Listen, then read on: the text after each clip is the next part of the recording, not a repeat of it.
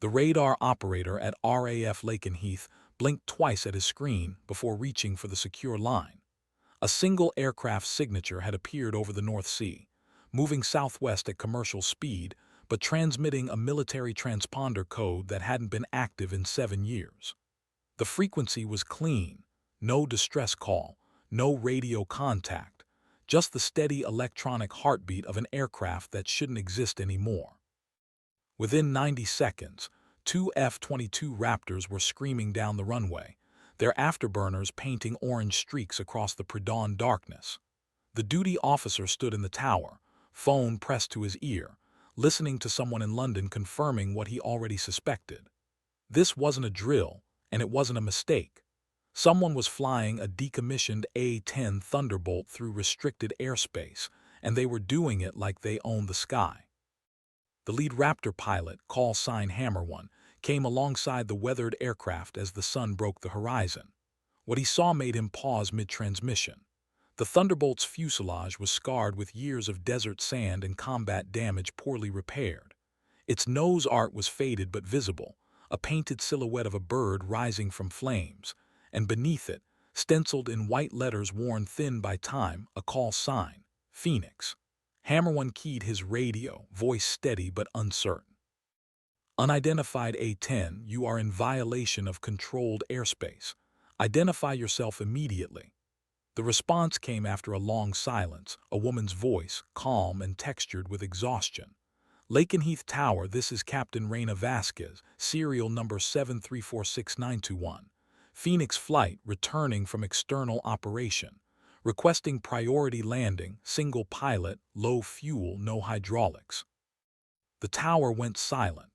That serial number belonged to a pilot declared missing in action over Syria in 2018. The A-10 she'd been flying had been struck by surface-to-air fire and vanished over hostile territory. The search had lasted 3 weeks before she was presumed dead. Her name was on a memorial wall at Nellis Air Force Base. Her parents had buried an empty casket. And now she was 10 miles out, flying a plane that should have been a wreck, asking permission to land like she'd just returned from a training run. Hammer 1 switched frequencies, his voice tight. Phoenix, confirm your last known location. Another pause, longer this time. When she spoke again, there was something beneath the calm, a tremor of something held back for too long. I've been flying home for 7 years, Hammer. Just didn't have the fuel till now. The morning shift at Lakenheath had started like any other, coffee bitter in styrofoam cups, maintenance crews running pre-flight checks, the low hum of routine that defined peacetime military life. Then the alarm sounded, not the blaring klaxon of an attack, but the sharp triple tone that meant something unusual, something that required immediate scrambling without the luxury of full briefing. Major Owen Cross was halfway through his second cup when the order came through his pager. He dropped the cup, didn't bother watching it spill across the break room table, and ran for the locker room. By the time he had his flight suit zipped and his helmet under his arm, Hammer 2 was already in her cockpit running through startup sequences. They'd flown together for 3 years, enough to communicate in glances and abbreviated radio calls, enough that she knew he was rattled before he said a word. The briefing came through their headsets as they taxied.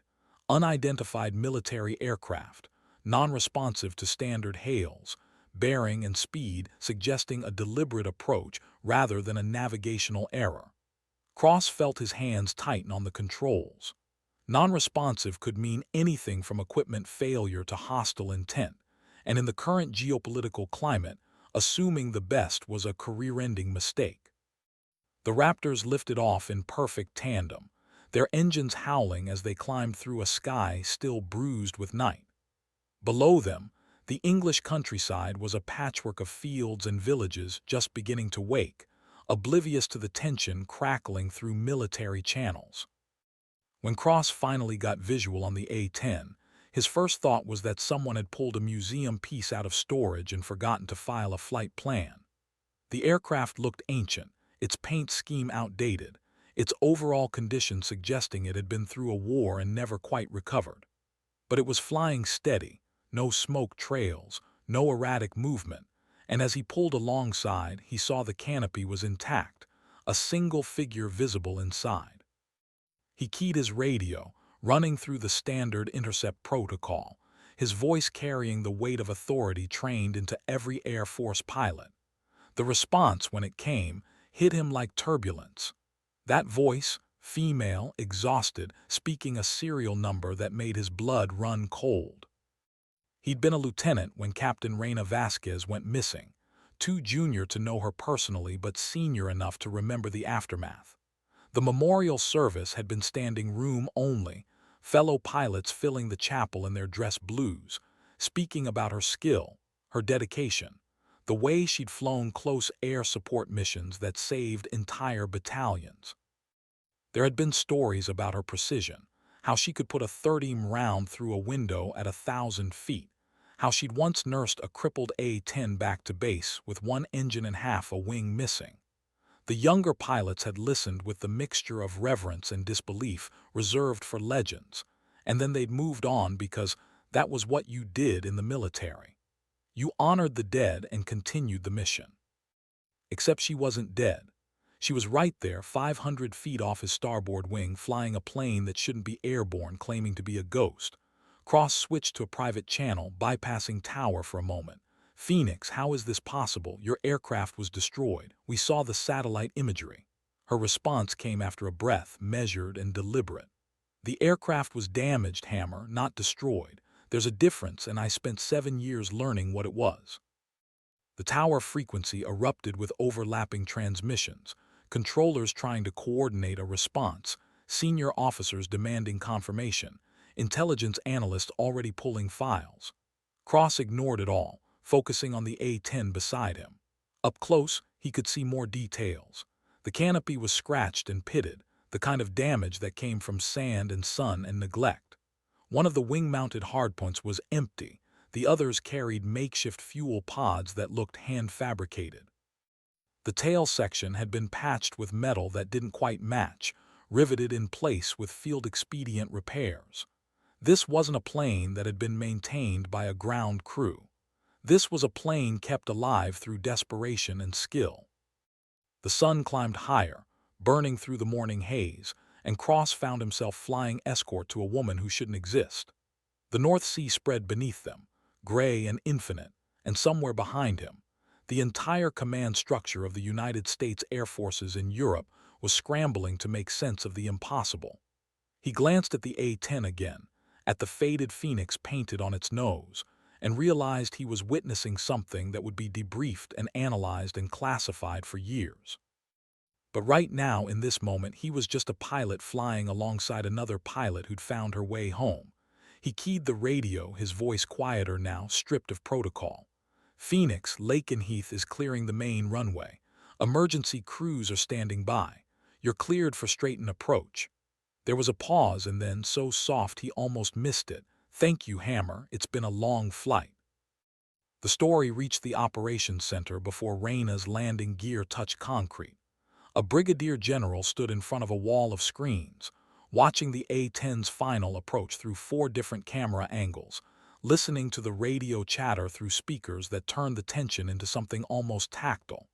He'd been a captain when Reina Vasquez disappeared, stationed at a different base, different command, but he remembered the incident. Everyone did. It had been a textbook close air support mission that turned into a nightmare when Syrian air defenses, supposedly neutralized, lit up the sky. 2 A-10s had gone in. One came back. The pilot who returned had been almost incoherent, describing missiles and fire and watching Phoenix's aircraft take a direct hit, seeing it spiral toward the desert trailing smoke and debris. The investigation had been thorough and ultimately inconclusive. The crash site was never located, buried somewhere in territory too hostile for a recovery team. Satellite imagery showed thermal signatures consistent with an aircraft impact, and after 3 weeks of silence, the decision was made. Captain Reina Vasquez was declared killed in action, her family notified, her personnel file stamped with the finality that came with combat losses. The general had read the file years later during a staff assignment, impressed by her record, saddened by her end, and then he'd filed it away mentally because there were always more reports, more losses, more names to remember. Now she was on final approach, and nothing in his 30 years of service had prepared him for this.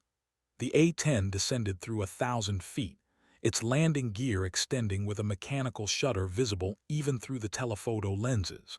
Emergency vehicles lined the runway, fire trucks and ambulances and security teams, their lights strobing in the morning sun. The tower had cleared all other traffic, creating a bubble of empty airspace around the impossible aircraft. The general leaned forward, hands braced on the console, watching as the gap between plane and earth narrowed. The touchdown was textbook perfect, main gear kissing the runway with barely a puff of smoke, nose gear settling a moment later. The A-10 rolled out, slowing with a discipline that spoke of thousands of hours in the cockpit, before turning off at the first taxiway. The engine spooled down to idle, then silence. The canopy remained closed. Emergency crews approached cautiously, their training warring with confusion. Protocol said to treat this as a potential hostile situation until proven otherwise. Common sense said that hostile actors didn't fly decommissioned American aircraft into military bases and ask politely for landing clearance. The general picked up a phone, spoke 3 words to the security team leader. Treat her gently. Whatever had happened, whatever impossible journey had brought Reina Vasquez back from the dead, she deserved at least that much. The canopy opened with a hydraulic hiss that sounded like an exhale. The figure inside didn't move immediately, and for a moment, the assembled crews wondered if the pilot had lost consciousness, if this entire surreal morning would end with a medical evacuation and more questions than answers. Then she moved slowly, deliberately, pulling off her helmet with hands that trembled just slightly. The cameras caught her face, and the general felt something tighten in his chest. This was Reina Vasquez, confirmed by facial recognition software running in real time, but she was changed. Her dark hair, regulation length in her service photos, now fell past her shoulders, tied back in a pragmatic braid. Her face was leaner, weathered by sun and wind and years of something that showed in her eyes even through the grainy zoom. She climbed out of the cockpit with the careful precision of someone whose body was running on fumes and willpower. Her flight suit was wrong, an older pattern that hadn't been standard issue in a decade, patched and repatched at the elbows and knees. Her boots hit the tarmac, and she stood there for a moment, one hand still on the cockpit rail, looking around at the assembled vehicles and personnel with an expression that might have been disbelief or relief or both. A medical team approached, speaking in calm, professional tones, but she waved them off politely. "I'm fine. I need to debrief. I need to tell someone what happened before I forget how to say it." Her voice carried across the tarmac, picked up by a dozen microphones, recorded for posterity and analysis. The general made a decision, overriding 3 layers of protocol with the authority that came with his rank and the certainty that sometimes you had to trust your instinct. Bring her to operations. Get her water, get her food, but bring her to me. He looked at the screens again, at the woman standing beside her battered aircraft, and wondered what story she carried, what 7 years of absence could possibly contain. The walk from the flight line to the operations center took 12 minutes, but it felt longer, stretched by the weight of eyes and expectations. Reina moved through a corridor of personnel who'd stopped their morning routines to watch, maintainers and pilots and administrative staff forming an impromptu honor guard for a ghost. She walked with her head up, military bearing ingrained too deeply to abandon even in exhaustion, but Cross, who'd landed his Raptor and jogged to catch up, could see the cost. She was limping slightly, favoring her left leg, and her breathing was shallow, controlled, the kind of pattern you learned when pain was a constant companion. He fell into step beside her, not speaking, just present, and she glanced at him with something like gratitude. They'd never met before today, existed in different squadrons in different eras, but right now, they were just 2 pilots navigating the strange terrain of a military base that was both familiar and foreign. The security escort maintained a respectful distance, aware that this wasn't a threat so much as a situation requiring careful handling. They passed a memorial wall, names etched in black granite, and Reyna stopped. Her eyes scanned the columns, finding what she knew would be there. Her own name, Captain Reyna Vasquez, with dates that declared her service and her sacrifice. She reached out, fingers tracing the letters, and Cross saw her lips move in something that might have been a prayer or a promise. "They'll have to update it," she said quietly, more to herself than anyone else. "Change the ending." Cross didn't know what to say to that, couldn't imagine what it felt like to read your own epitaph, so he just nodded and waited until she was ready to continue. The operations center doors opened automatically, revealing a space dominated by screens and consoles and the organized chaos of a command post managing an international incident. Because that's what this had become in the 2 hours since Reyna's transponder appeared on radar. Calls from the Pentagon, from NATO headquarters, from intelligence agencies with alphabet soup designations, all demanding answers to questions that didn't have easy responses. The general was waiting, standing rather than sitting, a gesture of respect that didn't go unnoticed. He was older than Reyna remembered generals being, but his eyes were sharp, assessing her with the practiced gaze of someone who'd spent decades reading people under pressure. "Captain Vasquez," he said, his voice formal but not unkind. "I'm Brigadier General Marcus Hartley. Welcome home." The words hung in the air, simple and profound, and Reyna felt something crack inside her, some dam she'd maintained through 7 years of survival finally giving way. She didn't cry, wouldn't allow herself that luxury yet, but her voice when she spoke was rough with suppressed emotion. "Thank you, sir. Permission to debrief." Hartley gestured to a conference room, private and secure, away from the dozens of personnel who'd stopped pretending to work and were openly starring. "Granted. Take your time, Captain. We've got nothing but time now." The conference room was standard military issue, a long table surrounded by chairs, a podium at one end, walls bare except for a flag and a clock that ticked with metronomic precision. Reyna sat, accepted a bottle of water that she drank in 3 long pulls, and then began to speak. Her voice was steady, professional, falling back on the structured format of military debriefs because it was familiar, because it gave shape to things that might otherwise be shapeless. She started with the mission, the routine close air support tasking that had taken her and her wingman into Syrian airspace. They'd been supporting a special operations team pinned down by hostile forces, providing precision fire that kept the enemy at bay, while extraction helicopters moved into position. The mission had been going perfectly until it wasn't. Enemy air defenses, supposedly destroyed in earlier strikes, activated with no warning. Missiles streaked up from hidden launchers, and the sky turned into a maze of smoke trails and threat warnings. Reyna's wingman took evasive action, banking hard and deploying countermeasures, and made it clear. Reyna wasn't as lucky. The proximity alert in her cockpit screamed.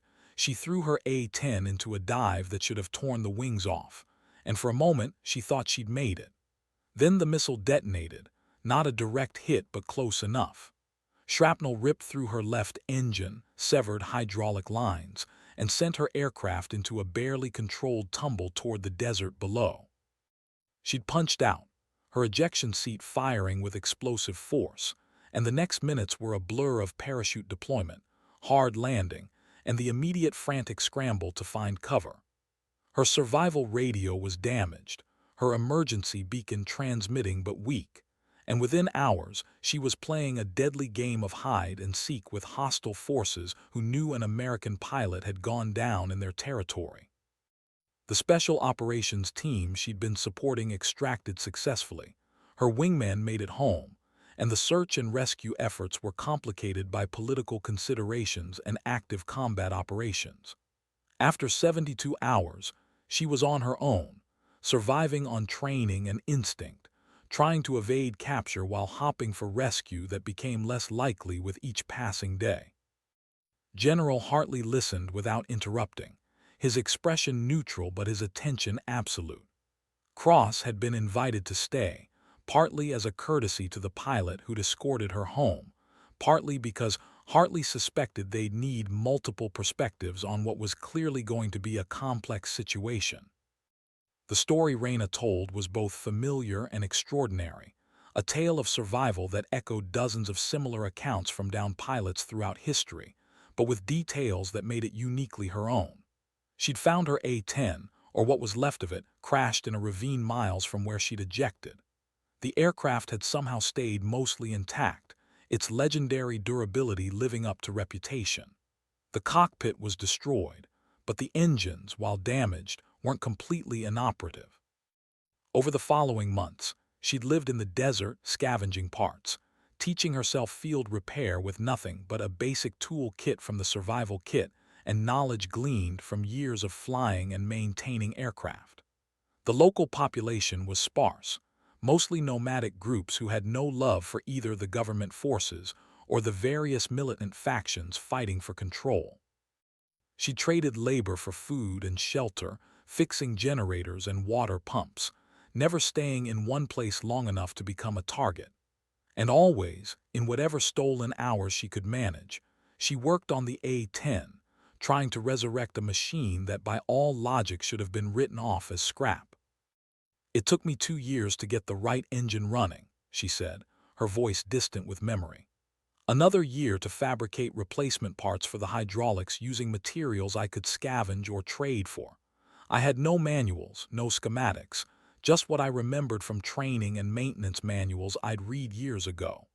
Every test run was a risk, noise that could attract attention, fuel that was precious and hard to acquire. I failed more times than I can count, had to start over when I made mistakes, when parts I'd carefully made broke under stress."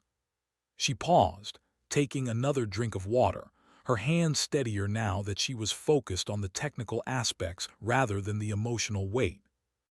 "The hardest part wasn't the mechanical work," she continued. "It was the fuel. Aviation fuel isn't something you can just buy in a war zone, especially not if you're trying to stay hidden.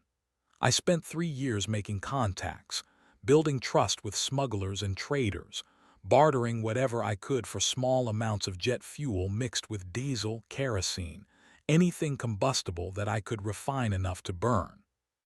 I knew I'd only get one shot, one flight, so I had to be absolutely certain the aircraft would hold together long enough to get me somewhere safe."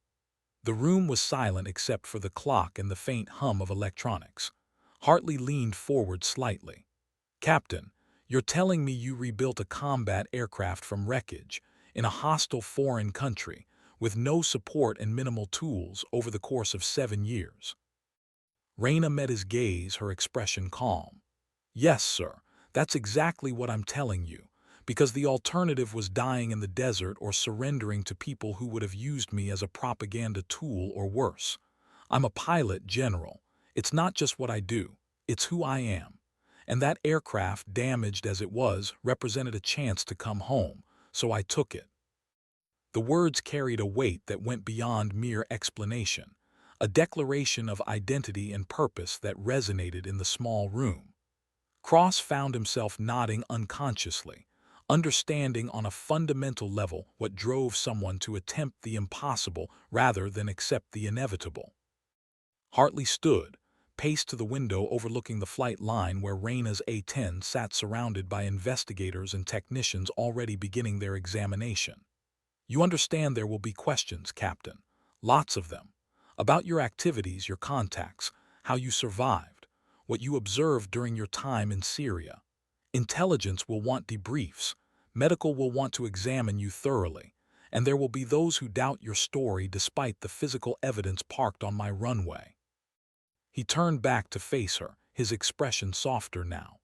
"But before all that, before the bureaucracy and the investigation and the inevitable media circus, I want you to know something. What you accomplished is extraordinary. The Air Force trains its pilots to survive and evade, but what you did goes beyond survival. You came home on your own terms, flying the aircraft you went down in. That takes courage and skill that I'm not sure I can adequately recognize right now, but I will make damn sure it's recognized eventually." Raina stood, came to attention out of habit, but Hartley waved her down. "None of that right now, Captain. You've been through enough. Medical team is waiting to check you over, gently as I can order them to be. Then we'll get you quarters, let you rest, and start the formal debriefing process tomorrow.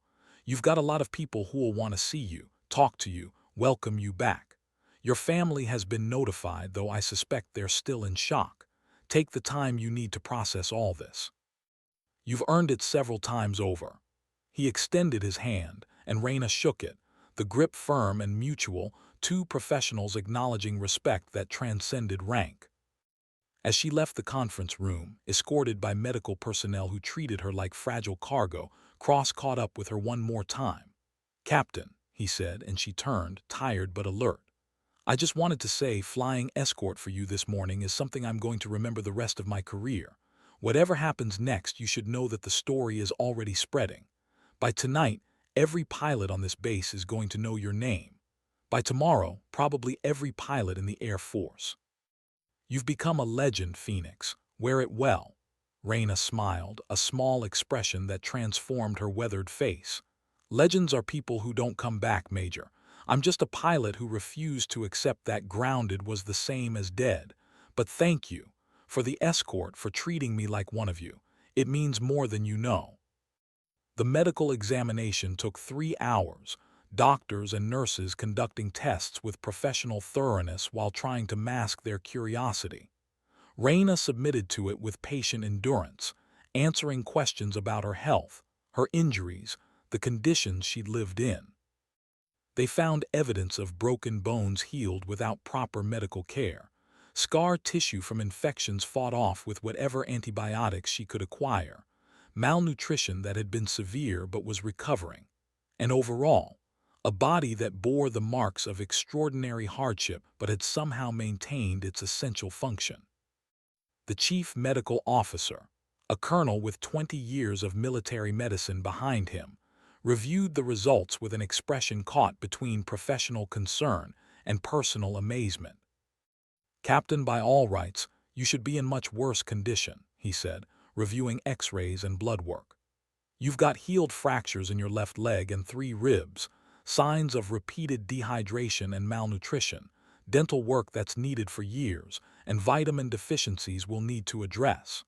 But your core systems are functional, your cognitive tests are excellent, and frankly, I've seen active duty personnel in worse shape. Whatever you did to survive out there, it worked, though I'd strongly recommend against trying it again." The attempt at humor fell flat, but Raina appreciated the effort. "Noted, Colonel. I'll try to keep all future crashes on friendly territory."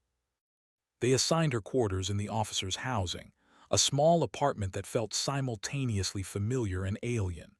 Standard military furnishings, functional and impersonal, but with amenities she'd forgotten existed. Running water, hot and cold, available at the turn of a tap. Electricity, constant and reliable, powering lights and appliances. A bed with clean sheets, a door that locked from the inside, windows that looked out on a manicured lawn rather than hostile desert. She stood in the middle of the living room for a long time, just absorbing it, before the exhaustion finally overwhelmed her survival instincts and she allowed herself to sleep. It was the first time in 7 years she'd slept without part of her mind listening for threats, and the depth of it was almost frightening. She woke 16 hours later to knocking on her door, disoriented and momentarily panicked before memory reasserted itself. England Lakenheath home. She opened the door to find a captain from public affairs, young and earnest, holding a tablet and wearing an expression of barely contained excitement. "Captain Vasquez, I'm sorry to disturb your rest, but there's been a development. Your story, it's gone viral. Multiple news outlets have picked it up, social media is exploding, and the Pentagon wants to coordinate a statement. General Hartley would like to see you when you're ready, but there's no immediate rush. I've been asked to serve as your liaison, help you navigate everything that's coming." Raina invited her in, still processing the information. Viral seemed like an odd word to apply to a military debriefing, but she'd been out of touch with the modern world for long enough that her frame of reference was outdated. The captain, whose name tag read Morrison, pulled up a news site on her tablet and handed it over. The headline read, Ghost pilot returns. Air Force captain lands after 7 years missing in action. Below it was a photo, taken from one of the security cameras, showing Raina climbing out of her A-10, her face clearly visible, her expression captured in that moment of arrival. The article was surprisingly accurate, citing unnamed military sources, describing the morning's events with detail that suggested someone had talked to the press very quickly. "It gets bigger, ma'am," Morrison said, swiping to show social media feeds. Twitter, Facebook, Instagram, platforms Raina had barely used before her disappearance, were flooded with posts about her. The hashtag Phoenix Returns was trending worldwide, accompanied by photos of her A-10, speculation about her survival, and an outpouring of support from veterans, aviation enthusiasts, and ordinary people captured by the story. Some posts were analytical, discussing the technical feasibility of her achievement. Others were emotional, celebrating her as a symbol of perseverance. And some were skeptical, questioning the official account, suggesting alternative explanations that ranged from plausible to conspiracy theory absurd. Raina scrolled through it, feeling detached, like she was reading about someone else. This wasn't the reception she'd imagined during the long years of working on her aircraft. She'd expected debriefings and bureaucracy, maybe a quiet return to duty if she was lucky, more likely a medical discharge and therapy and the slow process of rebuilding a civilian life. She hadn't expected to become a symbol, a story, a trending topic. Morrison watched her reaction carefully. "The Air Force wants to control the narrative, ma'am. Make sure the story is told accurately and doesn't compromise operational security. But they also recognize this is a positive story at a time when we need positive stories. General Hartley will go over the details with you, but you should know, you've captured people's imagination. That comes with responsibilities, but also opportunities." The meeting with Hartley later that afternoon was more nuanced than the initial debrief. He laid out the situation clearly. Raina's return was a public relations windfall, but it was also a potential minefield. Intelligence agencies were concerned about what she might have seen or learned during her time in Syria, whether she'd been compromised or unknowingly used by hostile actors. Some in the Pentagon questioned how a pilot could rebuild an aircraft without sophisticated resources, wondered if she'd had help she wasn't disclosing, worried about the precedent her story set. And then there was the practical question of what came next, how the Air Force would integrate a captain who'd been presumed dead for 7 years back into the ranks. "Easy path is a medical discharge, Captain," Hartley said bluntly. "No one would question it given what you've been through, and it would allow you to move forward without the scrutiny that comes with active duty status. The harder path is returning to flight status, which would require extensive physical and psychological evaluation, recertification training, and dealing with a spotlight that won't go away quickly. I'm not going to tell you which to choose, but I will tell you that either path has my full support." He paused, studying her. "That said, speaking personally, I think the Air Force would be making a mistake if we let you go.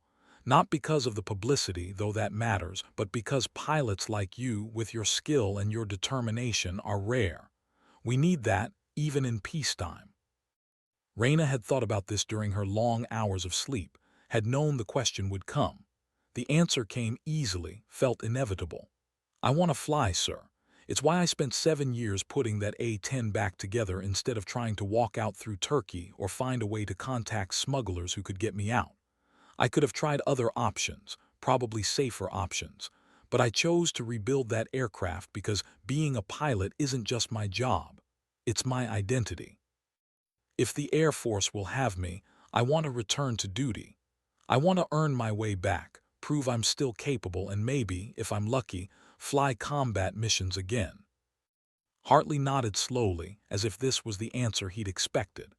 "Then that's what we'll work toward. Be prepared, Captain. The next months are going to be challenging in ways that have nothing to do with flying. You're going to be interviewed, evaluated, questioned, celebrated, and criticized, sometimes all in the same day. You're going to have to tell your story over and over until you're sick of hearing yourself talk." And you're going to have to do all of that while relearning how to be part of a service that's changed while you were gone. But if you can handle that, if you can navigate the bureaucracy with the same skill you showed navigating your way home, then I believe you'll fly again. And when you do, I want to be there to see it. The debriefings continued for weeks, a rotation of intelligence officers and psychologists and technical experts, each approaching her story from different angles. The intelligence officers wanted timelines and details about Syrian military capabilities, infrastructure she'd observed, people she'd interacted with. They were professional but thorough, sometimes asking the same question multiple ways, looking for inconsistencies that might suggest her account was fabricated or compromised. Raina understood the necessity even as she found it exhausting, answering with the same patience she'd used when explaining flight mechanics to nervous students years ago. She had nothing to hide, no secret agenda, just a survival story that happened to have strategic implications. The psychologists were more subtle, probing her mental state, looking for signs of trauma or breaking that might disqualify her from flight status. They used questionnaires and interviews, casual conversations that were anything but casual, building a profile of her psychological resilience. Raina knew what they were looking for because she'd been through similar evaluations before deploying to combat zones. She answered honestly, acknowledging the difficulty of her experience while making clear she'd processed it as she lived it, that survival had required maintaining mental discipline rather than allowing herself to fracture. She'd had 7 years to come to terms with what happened, 7 years to decide she would either make it home or die trying, and having chosen the former, she wasn't going to let psychological evaluation stand in her way. The technical debriefings were actually the most enjoyable, conversations with engineers and maintainers who wanted to understand exactly how she'd rebuilt her aircraft. She walked them through her process, the improvised tools she'd created, the materials she'd scavenged, the trial and error that had consumed years of work. They listened with a mixture of professional skepticism and growing respect, occasionally interrupting to ask about specific techniques or to verify that she'd really managed to fabricate a hydraulic pump using parts from a truck engine and agricultural equipment. By the end of the third technical debrief, the lead engineer, a grizzled chief master sergeant who'd been maintaining aircraft since before Raina was born, leaned back in his chair and shook his head. "Ma'am, I've been wrenching on jets for 30 years and I wouldn't have thought what you described was possible. That A-10 is sitting in our hangar right now, and we've been going over it inch by inch. The repairs are crude, but they're sound. You knew what you were doing, knew which systems were critical and which could be bypassed. The fuel system alone should have failed, but you somehow managed to make it work. I don't know whether to be impressed or horrified that you actually flew that thing across international waters with no backup systems and minimal instrumentation." He smiled, a rare expression. "But I am impressed, for the record. If you ever want a job in maintenance, we could use someone with your resourcefulness." The media requests were relentless, every major news network wanting an exclusive interview, talk shows extending invitations, publishers proposing book deals. Morrison, her public affairs liaison, managed them with diplomatic efficiency, declining most, carefully selecting a few that would tell Raina's story while maintaining operational security. The first major interview was with a respected journalist known for military coverage, conducted on base with General Hartley's approval. The cameras felt intrusive, the questions sometimes superficial, but Raina endured it, understanding that this was part of the new reality. She spoke about survival and perseverance, about the A-10's legendary toughness, about the basic human drive to return home. She was careful not to glorify her experience or present herself as exceptional, instead framing it as what any pilot would have done given the same circumstances and the same opportunity. The interview aired on a Sunday evening, reaching millions of viewers, and the response was overwhelming. Social media erupted again, this time with people who'd seen her face, heard her voice, connected with the emotion beneath her military professionalism. Veterans groups embraced her as a symbol of military resilience. Aviation enthusiasts dissected every technical detail she'd shared, creating forums to discuss the feasibility of her repairs and the challenges of flying without modern navigation aids. Schools invited her to speak to students about STEM education and perseverance. Charities asked her to endorse their causes. And through it all, Raina maintained her focus on the singular goal that had sustained her through 7 years. She wanted to fly again. The medical board convened 6 weeks after her return, a panel of doctors and commanders who would determine whether she was fit for flight duty. Raina sat before them in her dress uniform, the same one she'd worn for her last official photo before the mission that had changed everything, now with ribbons that had been awarded posthumously and then awkwardly reinstated. She answered their questions about her physical condition, her recovery progress, her mental state. She demonstrated range of motion that had returned through intensive physical therapy, discussed nutrition plans that were addressing her deficiencies, acknowledged that yes, she'd had nightmares, but no, they weren't debilitating. And yes, she'd talked to the psychologists, and everyone agreed she was processing her experience in a healthy manner. The board deliberated for 2 hours while Raina waited in an adjacent room, drinking bad coffee and trying not to let anxiety overwhelm 7 years of patience. When they called her back in, General Hartley was smiling, a subtle expression but unmistakable. "Captain Vasquez, the board has reviewed your medical records, psychological evaluations, and physical assessments. While there are still some concerns about the long-term effects of your experience, we find you fit for return to flight status pending successful completion of recertification training. Welcome back to active duty, Captain. Try not to disappear on us again."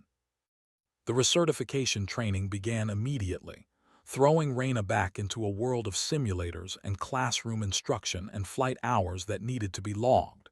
She discovered quickly that while the basics of flying hadn't changed, the technology had evolved significantly in 7 years.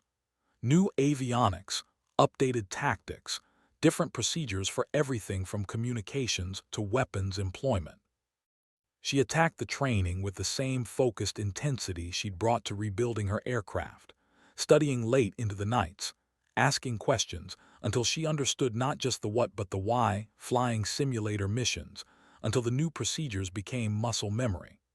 Her instructors were initially cautious, unsure how to handle someone who was technically a student, but also a pilot with more combat experience than most of them. But Raina's competence and humility won them over, her willingness to admit when she didn't know something, her eagerness to learn rather than coasting on past achievements. 8 weeks into recertification, she sat in the cockpit of an A-10 for the first time since her return, not the battered aircraft she'd nursed across the Mediterranean, but a pristine example fresh from depot maintenance. The familiar smell of jet fuel and hydraulic fluid, the comfortable weight of her helmet, the instrument panel that was both familiar and updated, all of it combined to create a moment of profound rightness. Her instructor pilot, a major who'd initially been skeptical about fast-tracking a returning MIA through recertification, occupied the back seat of the trainer variant, his voice calm in her headset as they ran through pre-flight checks. "Okay, Phoenix, let's see if the legend matches reality. Take us up." The takeoff was smooth, responding to her inputs with mechanical precision that made her previous aircraft feel like a collection of prayers and improvisation. They climbed to altitude over the English countryside, running through basic maneuvers, aerobatics, emergency procedures. Raina felt rust she hadn't known existed shake loose, her hands and feet remembering rhythms that her conscious mind had filed away. The instructor threw scenarios at her, simulated emergencies that required immediate decision-making, and she responded with the calm competence that had made her a respected combat pilot years ago. After an hour, he keyed the radio, his voice carrying a note of respect that hadn't been there on the ground. "Phoenix, I was prepared to tell you that you needed more time, more practice, but I'm not going to do that. You fly like someone who never stopped, Like those 7 years were just a long cross-country you're coming back from. Take us home, Captain. You've proved what needed proving. The landing was the sweetest she could remember, a perfect touchdown that felt like closing a circle. As they taxied back, Raina saw a crowd gathered near the hangar, pilots and crew chiefs and personnel who'd heard she was flying today. They applauded as she shut down, a spontaneous show of respect that brought unexpected emotion. She climbed out of the cockpit, accepted congratulations from her instructor, and found herself surrounded by people who wanted to shake her hand, take photos, hear firsthand what it felt like to fly again. She obliged with grace, understanding that she'd become a symbol of something larger than herself, but inside, all she felt was relief and gratitude. She was a pilot again, officially, completely, and nothing else mattered quite as much. General Hartley attended her formal return to flight status ceremony, a small affair in a briefing room rather than the parade ground spectacle some had suggested. He pinned updated wings on her uniform, the silver catching fluorescent light, and spoke briefly about perseverance and the Air Force's commitment to never leaving anyone behind, even when circumstances suggested otherwise. Captain Vasquez represents the best of what we are, he said to the assembled officers and press. Not because she survived, though that alone would be noteworthy, but because she refused to accept that survival was enough. She found her way home and now returns to service. That dedication, that refusal to quit, that is the spirit we build this Air Force upon.